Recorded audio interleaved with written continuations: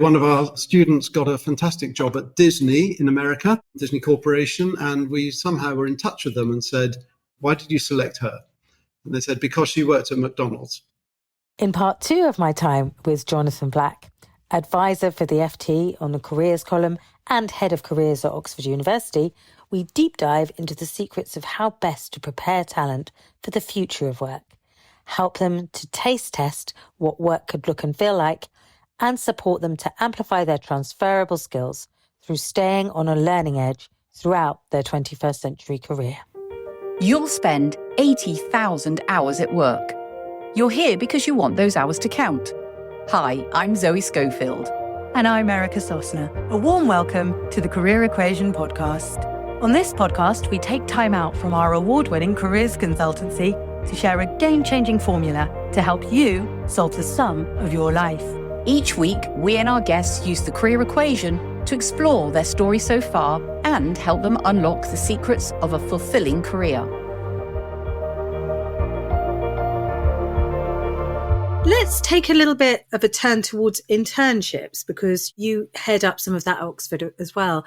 Tell me a little bit about where and how internships play into the careers and the education agenda at Oxford, and in what ways they might have changed the landscape and informed decision-making.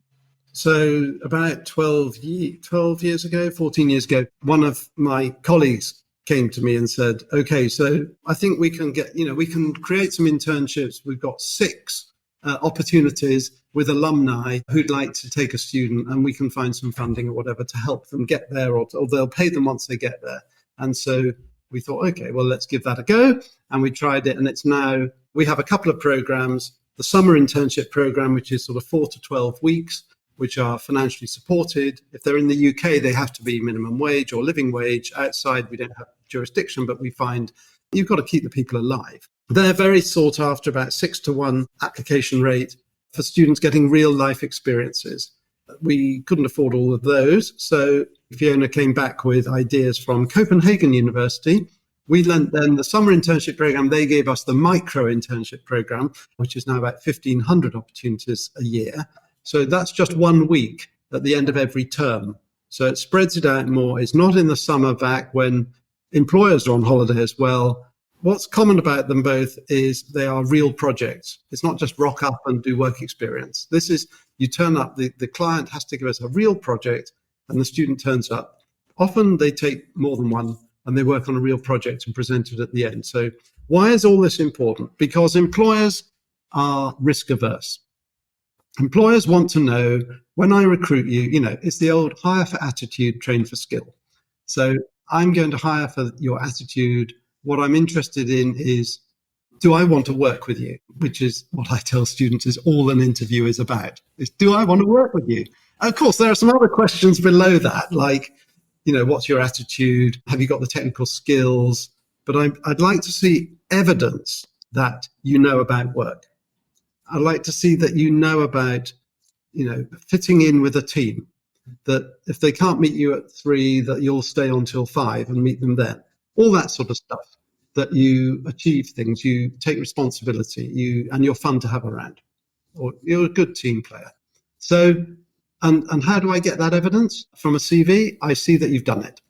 And you can say, I spent a week with this organization and I delivered this marketing research, selling this product into Oxford students or into Oxfordshire residents or whatever it may be. So, and that gives them something to talk about. So it's the risk aversion, and then it's being able to answer the question that students find the most difficult, I would say, which usually starts, tell me about a time when you worked on a project and it went wrong and what you did to get it back on track. And suddenly, you don't have to talk about Young Enterprise or the rugby club. You can talk about, I worked with the City Council. Something real. A real thing, a business-related thing. So it also gives people, exposure. I've said to them, look, okay, you're reading engineering, let's say. You're probably going to go off and do engineering or I don't know, something similar. Why don't you take the summer and go and work in a museum or go and work on somewhere else, a different sphere? Somewhere else altogether. Arts and Heritage, a castle in Czech Republic that that we work at. So get these different experiences. So that's what we've created. Now, other universities will have that sort of work experience for credit. It'll be built into their courses. Oxford does not do that. So this is all extracurricular, not for credit, which in a way is easier, but in another way is credit for the most important people, which is a future employer. Again, we'll say advice to students is the degree is a ticket to the game. So you've got a degree in history, great. So we can tell something about you, but what we really care about is the skills and experiences you're going to bring to, I mean, you're not going to use your history degree in this job, but you are going to bring your transferable skills and your experience of working in whatever. One little example. A few years ago, one of our students got a fantastic job at Disney in America, Disney Corporation, and we somehow were in touch with them and said, why did you appoint this woman? Why did you select her? And they said, because she worked at McDonald's. Sorry.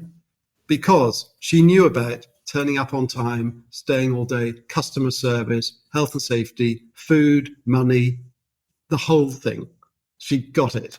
So again, it's a lesson for students that no job is too menial, if you like. You can say, if you worked in a cafe or a bar or a club, or you taught kids tennis or something in the summer, yeah, nice thing to do. It made you some money, but you can also say, and this is what I've learned. I'm making that transition from a highly structured school environment to a semi-structured university to a completely unstructured real world after university.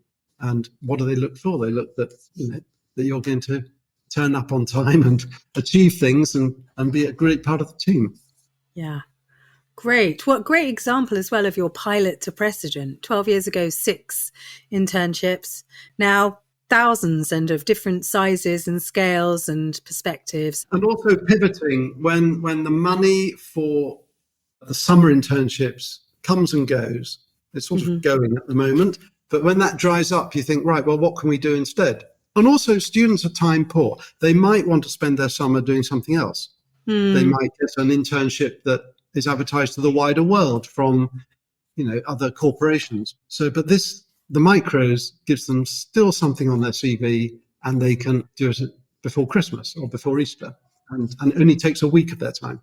And I love that it's a win-win, that I need to scope out a specific project and get some value from that student in the time as well. So it's a really good exchange. Other innovations and priorities for 2025. Tell me a little bit about what else is going on that you're excited about at Oxford. Okay, I've got 2 projects at the moment. The one which is ongoing actually graduates tomorrow. We called Making a Difference. So this is showing and training and giving experiences to students interested in the third sector, whether it's charities or social enterprises or projects that are adjacent to the third sector. So you could be working in a trust or foundation that gives money to the third sector. Or you could be, I don't know, going to work in a financial institution and just giving donations of personal money to them, but the whole range. So a while ago, about May last year, I thought, there's a group of students we're not really supporting with this. There's more to the third sector than just reading to kids, at primary school in the neighborhood. All that volunteering is great, but we want to show that you can have a real and serious career in the third sector. If you're chief exec of Oxfam or of, leukemia care or whatever, these are serious jobs with serious money involved. A lot of people to deal with and making a huge difference to real people's lives. So with a person I met through LinkedIn, actually, I had lunch with her and then realized that she would be brilliant to teach this stuff, Rebecca Robbins. So together, we put together 3 workshops. We brought in other people. So she would talk the workshop about, let's say, strategy or finance or operations or marketing or branding, whatever. But we would bring other people in. So we had someone from the EY Foundation. We had the chief exec of Leukemia Care. So other people who would sort of put flesh on the bones of, this is the theory, this is what it's really like. I thought, well, if we get 40 students or so, that'll be great. Well, it's a pilot, remember? Yeah. So we also had not given ourselves enough time. So we thought, right, well, we can rush this out now. Come on, let's get it out there. And even with short time scales, and my absolutely wonderful marketing officer here we got 150 applications. And I thought, oh, okay, I think we've stumbled on something here where students, a bunch of them, really do want to make a difference. They want to have a reasonable career, they want to have reasonable salary, but actually directly, making a difference in the world. So we had to select, I'm afraid, because our room's not big enough. So we got it down to 50, and they have done the workshops, and we've combined that with, they're just finishing up their projects with real organizations out there. 5 of them are with the UNDP in the Global South, and one's in America, and 3 are with charities in the UK, wide range of charities. And they're presenting tomorrow. And so we thought, well, what are we going to do next academic year? We're going to have to run it twice. We've learned a lot. We can compress it to 1 term. We need to get 100 people through this, embrace others. So that's very exciting. It's tapped into a whole sector. But I think more importantly, it has shown that there's a professional role here. There are real jobs to be had in the third sector that you can go home to mum and dad and talk about and say, I'm going to go and work for this group.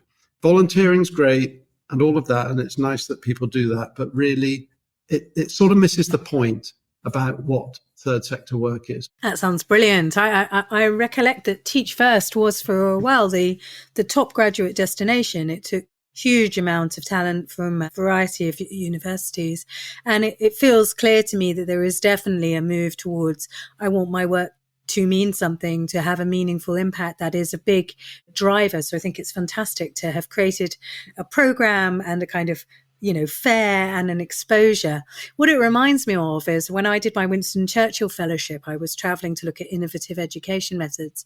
And I went to the Leifskole in Norway, which are an interim college that happens between the age of 17 and 21 to give you a lived experience of living somewhere else and having a bit more of an independent life, the way you do at university, but also specific to industry. So you would go to a creative life scholar or an engineering life scholar or to have a chance to get exposure to 10, 15, 20 different ways that you could exercise your creativity before you invested in a degree in those, and it strikes me that what you're doing is creating these sort of mini life scholar in relation to, the third sector, to the literary sector, to the creative industries in a way that allows us to, test and explore. Because I think the only difference really about one's age when you're revisiting career is that you've got a few more years behind you and therefore you've seen a few more things. You're coming straight out of mainstream education into university, that exposure just isn't as broad as it's going to be in 10 years time, 20 years time, when you've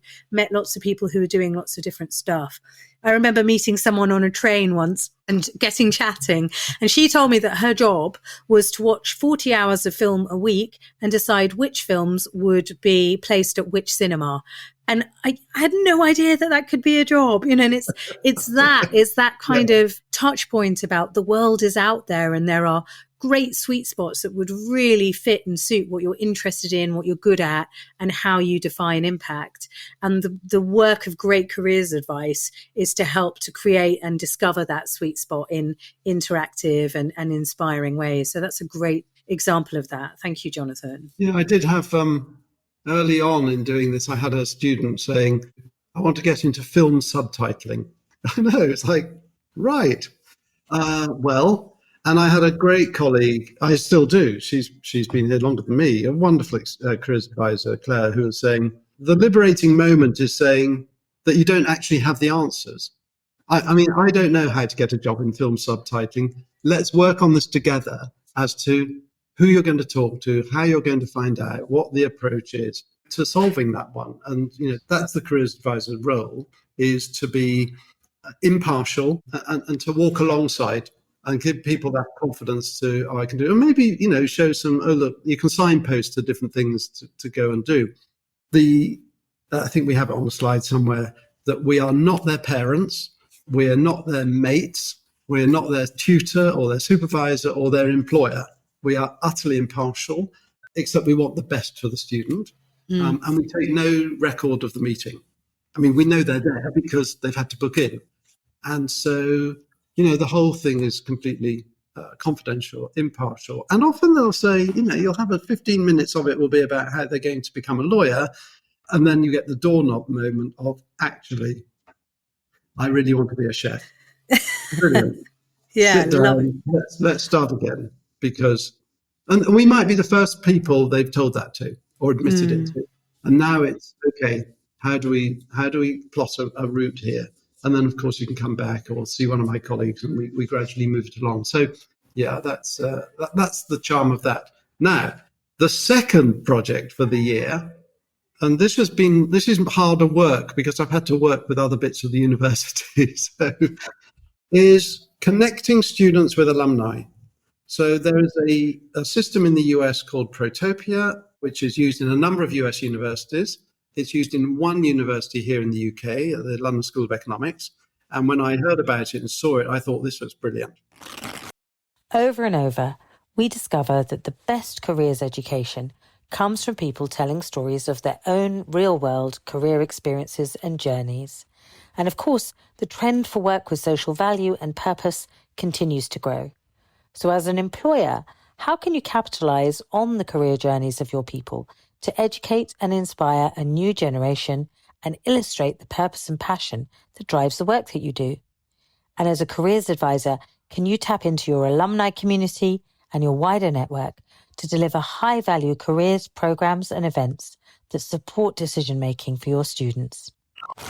We are getting close to being able to launch it. Well, it's AI-driven, and it'll know about the majority of our alumni around the world. And students will just type in an email saying, I'm looking to become a film subtitler in Washington, D.C.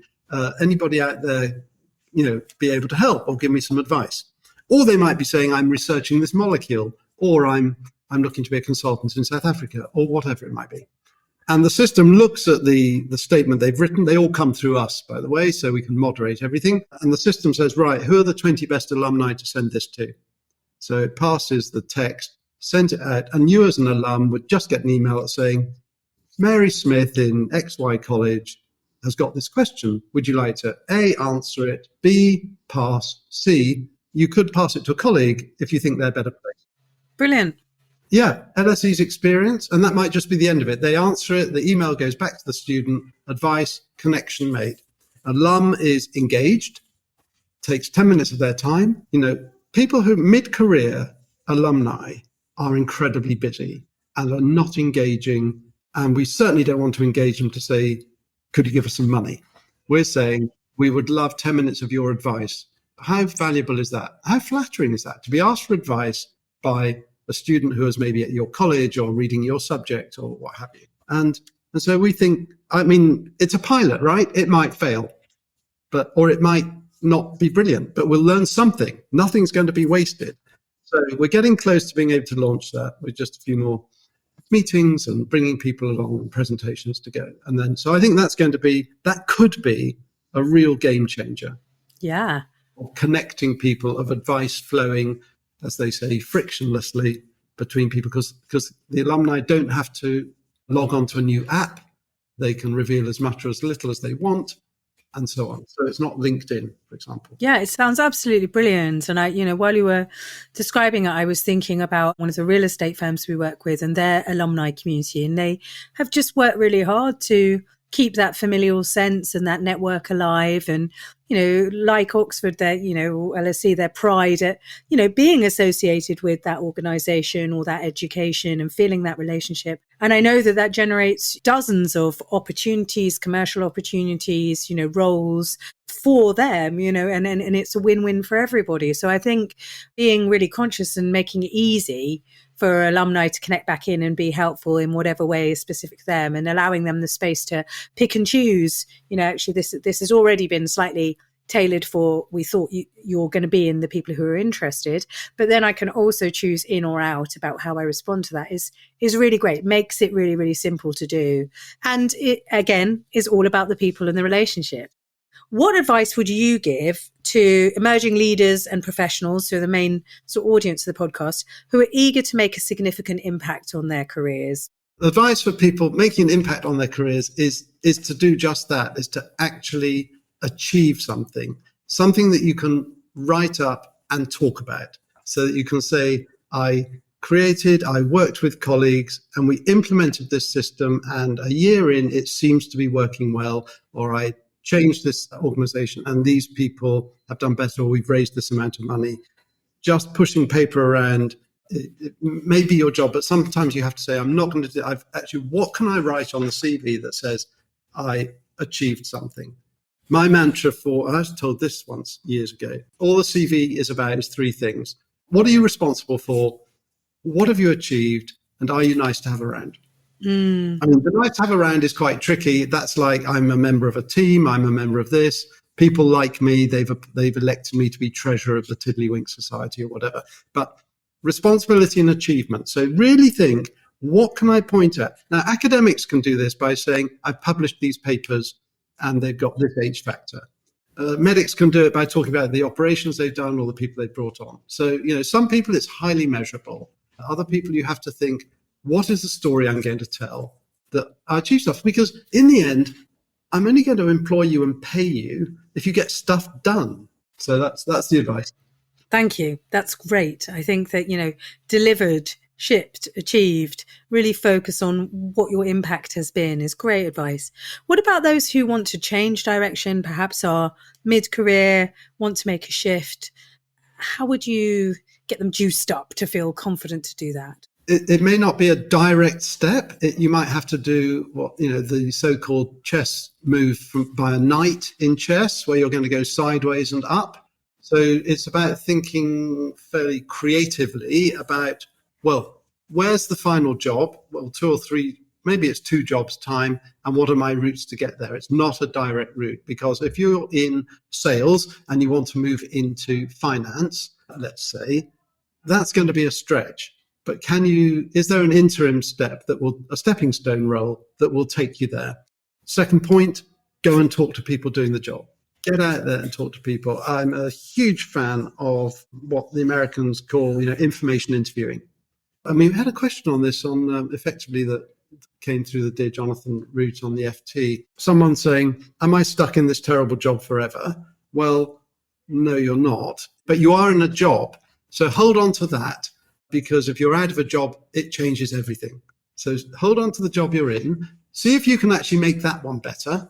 Anyway, in the meantime, think where your direction is and go and talk to people.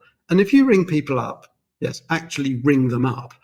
I mean, you might want to email and then talk to them and say, look, someone recommended, I give you a call. I'm interested in your area. Could you spend 10 minutes of your time to give me some advice? Of an information interview. So I'm not looking for a job. I'm just looking for information. Now that takes the pressure off everybody, them and particularly you, because it's not a job interview, which means you can kind of mess it up you won't, but you can think. I mean, I've done this, by the way. I did it twice. Once when I was changing jobs in Los Angeles and once in London. And there were a couple of those meetings I came out of and thought, no, that was a mistake. I should really not have said that. I'm not going to do that again. But it wasn't a job interview, so it didn't matter. So, you ask, was it a gilded path? No, it wasn't.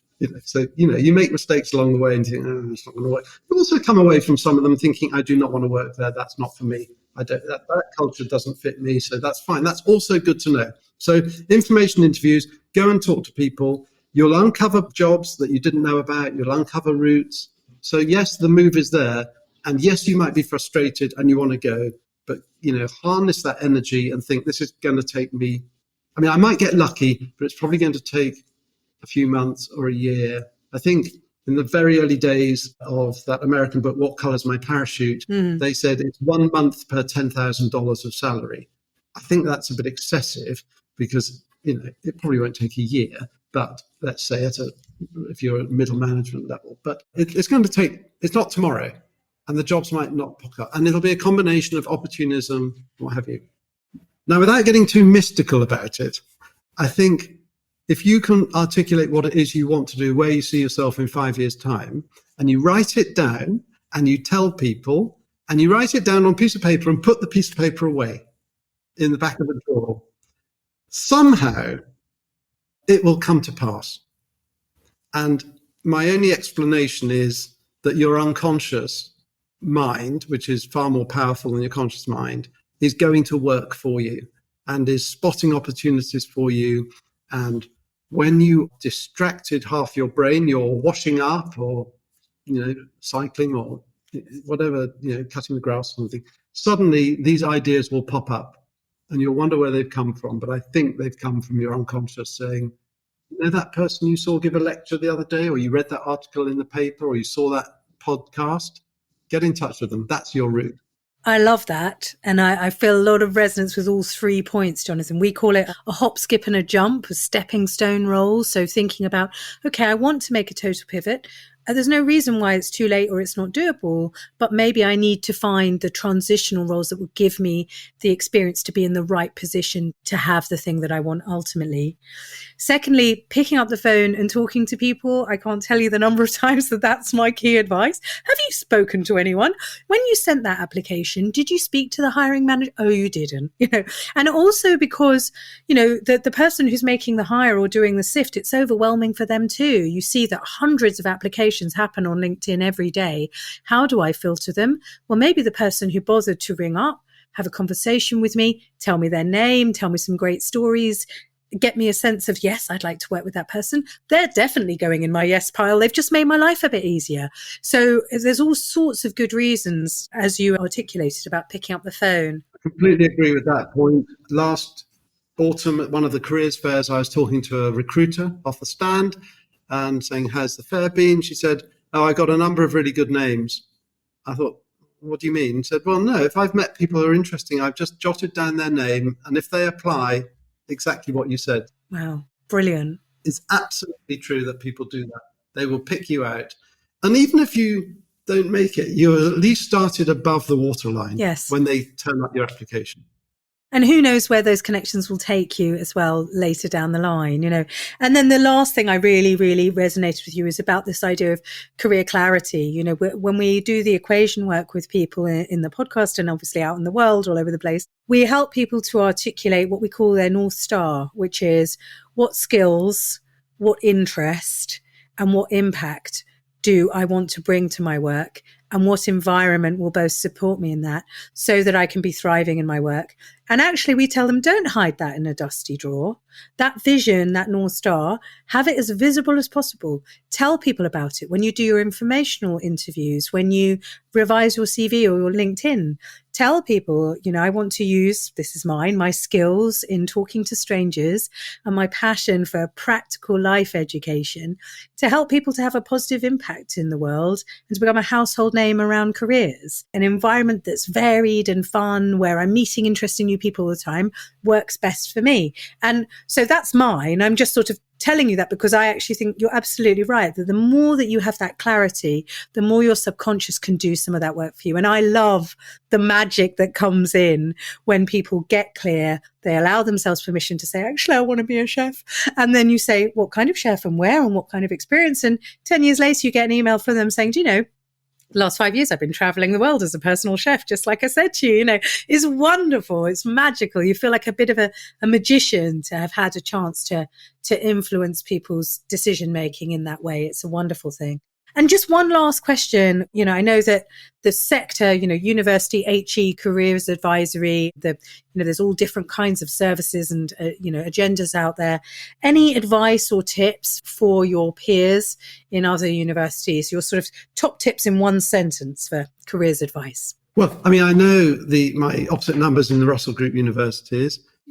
The issue is that we have to tailor what we do to the environment and to the university we're in. So my approach here at Oxford works well here, but would probably definitely not work well in some other institutions and vice versa. So it's being sensitive to that and understanding, the environment they're in. So some universities much more focused on league tables and on employment outcomes and so on. We're fortunate that we're not here in Oxford, but we certainly could be pretty quickly if we started dropping down those tables. It's not just for my career colleagues, but others around here. It's just being a bit braver and piloting some more stuff. And I know it's a terrible old cliche about, ask for forgiveness, not permission. Well, no, asking for forgiveness means you've messed it up and you've done something wrong. You shouldn't have to ask for forgiveness either, but don't wait for permission. I think I tweeted quite early that in getting this job that I could just sit it out to retirement and not do very much, which wouldn't have been at all interesting or fun. And maybe I wouldn't have been, because it was a highly interesting set of people who hired me, I suppose, who probably wouldn't have tolerated that. But, you just think up some new things and just try them, and don't wait for permission. Sometimes you have to get permission to do some things, but all that bit about piloting, I think we could be more proactive and a bit braver about what we could try without breaking the whole thing. I think the pandemic showed us quite a lot, all of us, about what we could change, how we could react well to, right, let's move all the exams online. Let's have open book exams, for example. Let's do all of that. So we had to, and a bit like, it would be nice to have some of that spirit back to say, right, what could we actually change? Love that. Thank you. And look, my final question, which is looking back to yourself on your, first few days at Cambridge, where everything felt, unknown. You had no idea where your work life was going to take you. Looking back to that younger Jonathan, what kind of advice or little message would you give him about the experience of navigating the world of work? I suppose there are two messages. One is, it could be an interesting path. There was no way I'd have thought when I was 18 that I was going to be in this job or at this university or any of that. You can't predict any of that. I have had a student once who came to me and said, I don't want to waste any time in my career. I said, what do you mean? I want to plot it all out, so I don't waste time, this job, that job. And I said, well, two problems with that. That'd be very boring if you knew exactly what was going to happen. And secondly, I'm afraid life gets in the way. You're going to meet somebody, something's going to happen, you're going to get intrigued, and that plan is off the rails. So I think that's advice number one, is like, don't worry about it too much. You can't predict where you're going to be, but that's worked for me. Other people who are highly vocational, like medics, they know they want to be a medic all the time, and they probably will be, but they might move within medicine from academia to being a GP or what have you. The other piece of advice is to play to your strengths and to recognize your strengths. So, and don't fight them and say, no, it would be much more stylish to be an actor or to be a writer. Well, yes, but you'll be a sort of B grade at that. And I have made a short movie as an actor with the Bristol Old Vic Theatre School, and somewhere that's on, in the archives. So I have done some of that, but it's working out, these are hobbies and this is work. And the work bit is what you're good at, what you enjoy doing, and what the pay. So like, play to those strengths, which I did do. So I was an engineer. I was good at maths and physics. I enjoyed it. I had a feel for it. I had a feel for 3 dimensions. So that worked well. And then remember, you can do the hobbies separately. Yeah, you can still keep doing those. It's been brilliant. Thank you so much. I've really, really enjoyed the conversation. And Jonathan, if people want to find you, Jonathan Black on LinkedIn is probably the best place to tune in. Obviously, the Oxford University Career Service too. Yes. It's all on the website. And indeed, the university website, careers.ox.ac.uk, is completely open access, except for the jobs bit. But everything else, the advice, guidance, all the projects we work on, some of the things we talked about, that's all there. And indeed, the sector information and so on is used quite widely, actually, which is great. It's great. That's a brilliant resource. I'll make sure that it's in the show notes for everyone. So I look forward to continuing the conversation very soon. Thank you for your time. So what did you make of our new special episode format where we go deep with a careers expert? Should we keep it up? Please email us at pod@thecareerequation.com or contact me, Erica Sosner, via LinkedIn and let me know if this works for you. We are always keen to talk to other experts, so if you would like to be a guest on the podcast, please do get in touch via the socials or email us, and let's have a good old chat. Thank you for tuning in to today's episode of the Career Equation podcast. Stay connected with us on socials for more career insights, behind-the-scenes moments, and updates on upcoming episodes. And if you'd like to work with us, visit the Career Equation website or click the links in the show notes. Remember, the Career Equation isn't just a podcast, it's a journey towards unlocking your full potential, enjoying your life, and doing remarkable stuff. Until next time, keep solving those career equations and pursuing your path to success. And don't forget to share your thoughts and feedback with us. Your input shapes the future of our show. Until next time, keep solving those career equations and pursuing your path to success. This is Erica Sosa. And Zoe Schofield. Signing off.